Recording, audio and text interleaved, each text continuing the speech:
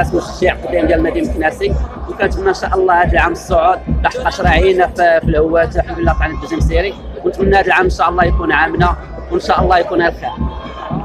وانت كتشوف تبارك الله الجمهور كلشي وفاق الطلب ديالو وكلشي حاضر الحمد لله، ونتمنى من اللعابه ان شاء الله يديروا المجهود ويكون مننا قدام ان شاء الله التوفيق، ونتمنى من هاد الناس ديال المقدس كاملين ان شاء الله يعاونوا الفرقه لحقاش محتاجه لهم بزاف.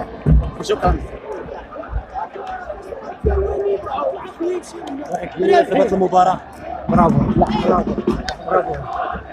رايك بمناسبة النتيجة هذه؟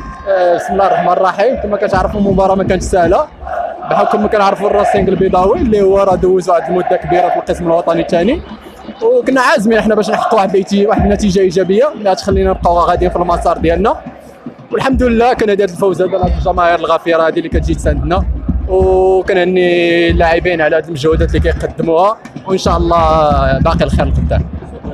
اولا بعدا كنشكروا هاد الجماهير المكناسيه اللي حضرات معنا وساندتنا وكتساندنا دائما، يعني وكنشكروا هاد الرجال هادو الوليدات اللي حققوا هاد النتيجه هذه، اللي يعني كنا كنعرفوا بان مقابله فريق الراسينغ البيضاوي غتكون صعيبه، لان فريق الراسينغ البيضاوي يعني كيحتل المراتب الاخيره.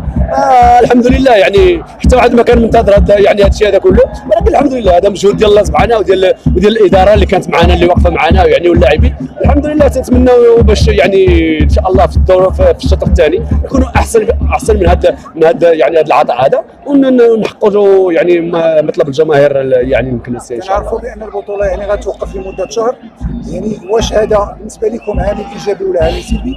ثم يعني شنو هي الانتدابات اللي ممكن ان فريق النادي المكناسي انه يخدم في الاخير؟ اولا من اللي يمكن نقولوا ان يعني هذا التوقف هذا راه ماشي يعني بوحديتنا، راه على كاع جميع الفرق، فيعني احنا كنتاسفوا لان احنا يعني غاديين في واحد المسار جيد، ولكن ما عندنا ما نديروا، يعني خصنا نكونوا دائما نكونوا حتى حنا مع الفرق الاخرى.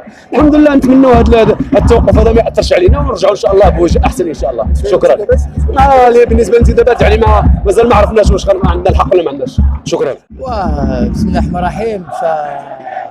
فالنتيجه احنا فرحانين بها جدا، نتمنى من الله سبحانه وتعالى اننا وفقنا في مسير المقابلات ونحققوا نتائج ايجابيه اللي نرضيو نفوسنا ونرضيو هذا الجمهور هذا ونرضيو جميع المكناسيين لا ارض الوطن ولا خارج الوطن، وتنتمناو نحققوا المبتغى ديال الجميع.